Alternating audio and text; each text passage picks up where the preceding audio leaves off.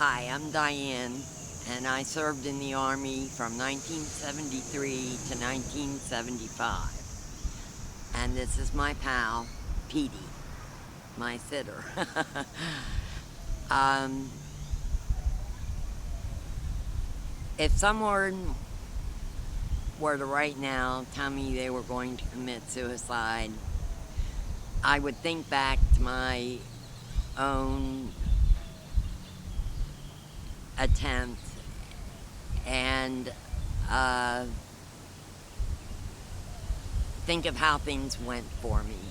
I was in a coma for a month after my attempt. And when I came to, I found out my cousins had taken over the care of my daughter, who they flew down to see me, which made me angry. And they may have been my cousins, but they're not the kind of people I wanted my daughter to be with. They didn't let her stay at my home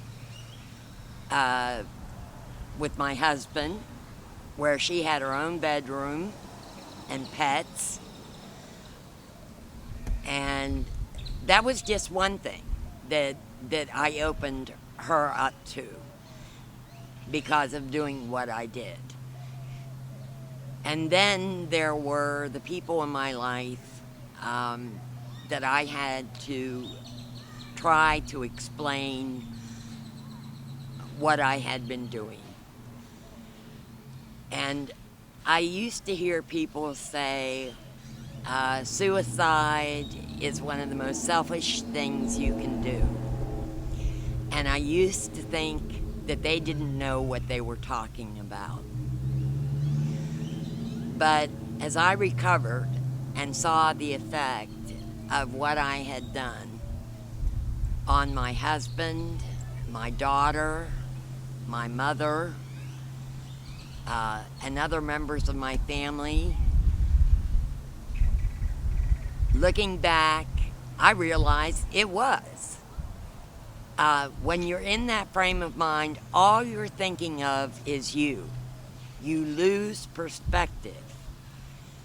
And you tend to forget about the people that love you and depend on you. For, like my daughter, for guidance and support. Your parents, your husband, for love and support. And I know how dark things can be, and I know it can drag on sometimes for a long time. But what you have to remember is there is light at the end of the tunnel. And like the alcoholics say, one day at a time, or 5 minutes at a time. And reach out for anything or anyone that comes by that offers you relief from how you're feeling. Be selfish in that way, in taking care of yourself. Look for resources. Never give up. And because if I had been successful, I don't like to think what might have happened to my daughter or how it might have affected my mother or my husband. And I just thank God that they managed to revive me and that I came out of the coma relatively intact. And I learned a very valuable lesson. I'm very conscious of suicidal ideation, and that is as far as I let it go. I start talking to somebody. There's all kinds of hotlines out there. If you don't want to use the VA crisis hotline, go to the public library, get on the internet. You can, I don't know how many there are out there that you can find to talk to people. And don't be embarrassed no matter how often you call them or anything like that. Be selfish.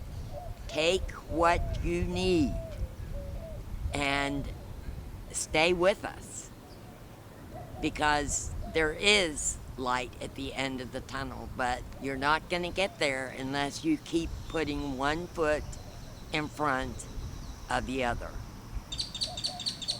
And that's all I can say. Thank you.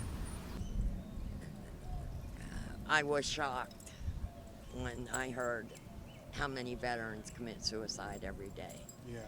You know, and something needs to be done, something better. Well, we're trying to do something, and so and this is great. That's the main thing that we're trying. So, thank you.